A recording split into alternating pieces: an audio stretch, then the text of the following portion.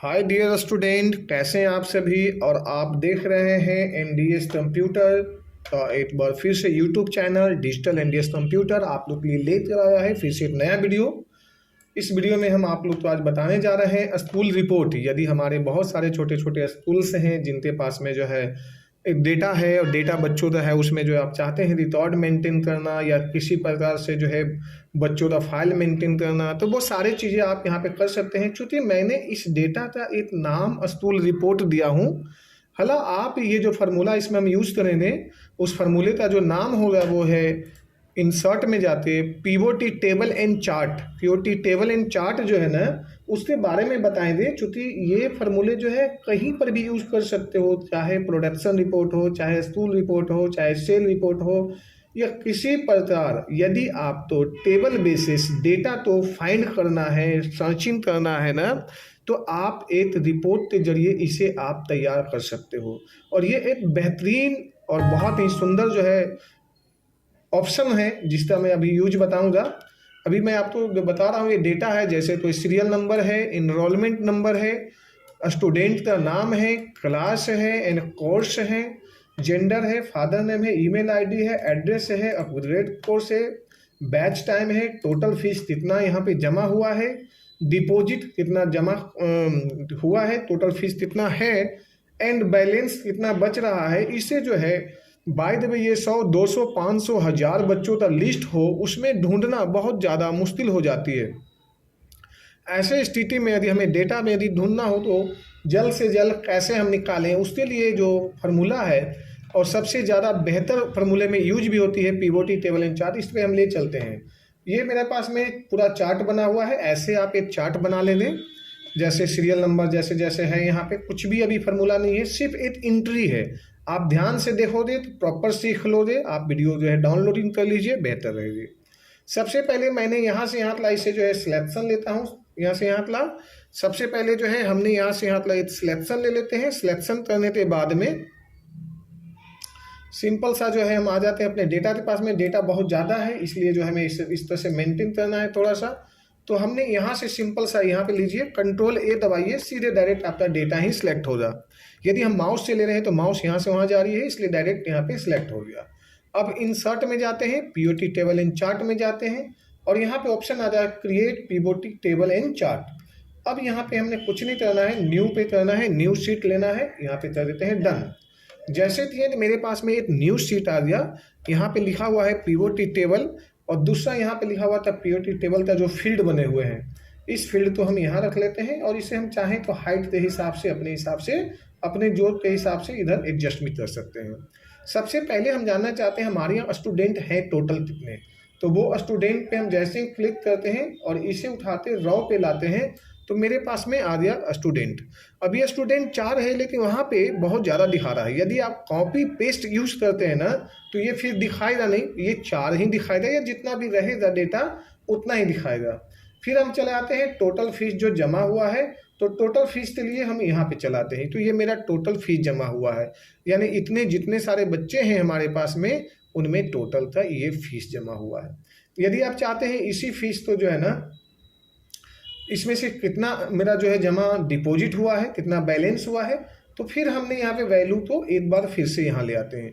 तो ये पता चल गया मेरे पास में लिस्ट में, ये आप यहाँ पे देख लीजिए लिस्ट में। यहाँ पे ये थोड़ा सा हम बड़ा कर दें ताकि आपको प्रॉपर नजर आए। ये मेरा रॉ, इसमें कितना जमा हुआ है, कितना डिपॉजिट है। यदि टोटल बैलेंस जानना चाहते हैं तो हमने बैलेंस रख लिया। अब मेरे पास में ये टोटल बैलेंस भी आ गया, यानी ये मेरा डिपॉजिट हो गया, ये टोटल फीस हुआ, बैलेंस। यदि हमें आगे पीछे इसे उल्टा करना है, जैसे पहले टोटल फीस हो, फिर डिपॉजिट हो, फिर बैलेंस हो, तो आपसे वही कंडीशन है, आप पहले टोटल को ऊपर में रख दीजिए, यहाँ पे डेटा जो है आपका चेंज हो गया।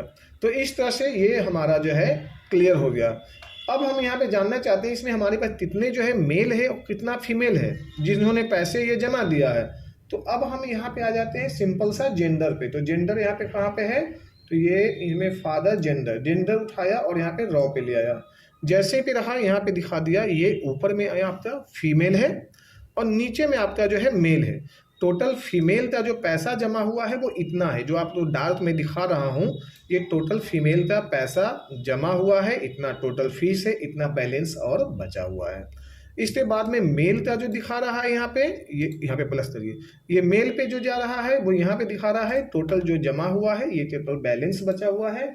अब मेल एंड फीमेल दोनों का जो जमा हुआ है पैसा, ये टोटल यहाँ पे दिखा रहा है, बैलेंस यहाँ दिखा रहा है, टोटल फीस कितना बनता है ये दिखा रहा है। इसी में यदि आपका सीनियर, यदि आपका बॉस बोल देते थे चलो ठीक है मेल और फीमेल तो आपको दिखाई दे रहा है, बट मुझे कोर्स वाइज दिखाइए, कौन सी कोर्स का कितना फीस जमा हुआ है, किस मेल का कितने फीमेल का। तो यहाँ पे जो है कोर्स दिया हुआ है, सिंपल सा कोर्स को उठाइए और फिल्टर में रख दीजिए। जैसे ही फिल्टर में रखते हैं तो आपके सामने एक लिस्ट आ जाता है, ऊपर में ध्यान दीजिए कोर्स ऑल, ये दिखाई दे रही है। इसे आप जाइए और यहाँ पे कर देते हैं ये सिलेक्ट मल्टीपल आइटम। जैसे ही मल्टीपल आइटम पे जाते हैं और यहाँ पे जो है आप हटा दीजिए इसे, हमें सिर्फ जो है BCA वाले तो जानना चाहते हैं। जैसे ही BCA लिया तो मेरे पास में मात्र 3 नाम रह गया, फीमेल में 2 है, मेल में जो है ये थे, इनका फीस, इनका ये सारे चीज़ें यहाँ पे दिखा रहा है। यदि यही चीज़ें यदि मुझे जो है एक दो साथ में डबल दिखाना है तो BCA के साथ साथ जो है ना, हमने सपोज करो BCom और BA दोनों वाले को ले लेते हैं। तो BCom में जिया है और BCom और BBA, तो इनमें कोर्स में जो है ना ये पार्टिकुलर ये दिखा दिया। अब मुझे ये जानना है, सिर्फ मुझे मेल तो चाहिए, सिर्फ मेल, तो आप ये जो जेंडर है ना, ये जेंडर उठाते आप फिल्टर में डबल फिल्टर लाइए। यहाँ पे डबल फिल्टर लाते हैं, यहाँ पे डबल फिल्टर बन गया आपका। यानी आप तो जेंडर में यहाँ पे सिर्फ जो है यहाँ पे रख लीजिए ये मेल, और यहाँ पे ऐसे अब जो सिर्फ आपके सामने मेल आ गया डेटा, फीमेल का डेटा आपके यहाँ से गायब हो चुका है। अब इसमें फीमेल नहीं है, फीमेल का डेटा सिर्फ रह गया मेल। उसी तरह से फिर सेम फार्मूला, यदि आप चाहते हैं फीमेल तो आप कर लीजिए फीमेल, तो मेल गायब हो गया, अब फीमेल आ गया। अब ये जो दिखा रहा है मुझे ऑल कोर्स जानना है, तो मेरा ऑल कोर्स यहाँ पे लीजिए, ये मेरा ऑल है, ये ऑल कोर्स भी मेरे पास में आ चुका है।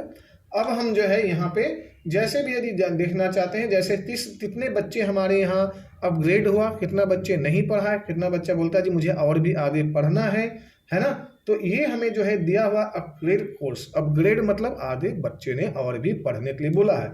अब इस चीज़ को यदि हम कॉलम में दर्शाना चाहेंगे तो फिर मुझे मुश्किल होगी, इसलिए जो है हम यहाँ पे अपग्रेड तो लाते हैं और यहाँ पे रख लेते हैं यहाँ। जैसे ही रख लिया अपग्रेड में तो यहाँ पे मेरे पास में ऑप्शन एक और सा आ गया अपग्रेड कोर्स। इस बच्चे ने बोल दिया नो नो नो, और यहाँ पे बोल दिया जी यस यस यस। यस जिसने बोला वो इसका पेमेंट ये आ रहा है, नो जिसने बोल दिया इसका पेमेंट ये है जी। तो इस तरह से डेटा तो आप प्रॉपर ढंग से जो है ना पीओटी टेबल एंड चार्ट ला सकते हैं। और इसी तरह से जितने भी इसमें डेटा है सभी तो 1 बाय 1 आप फिल्टरिंग कर सकते हैं और आप 1 बाय 1 जो है चेक भी कर सकते हैं। कैसा लगा मेरा वीडियो? यदि आप इसका और भी एडवांस सीखना चाहते हैं तो मेरे वीडियो में बने रहें। साथ साथ जो आने वाला वीडियो है उसको देखने के लिए जो है मेरे चैनल को लाइक एंड सब्सक्राइब कर लें। आने वाला जो वीडियो होगा एडवांस, उसमें आधी डिटेल्स बता दी जाएगी। धन्यवाद, thank you so much, take care.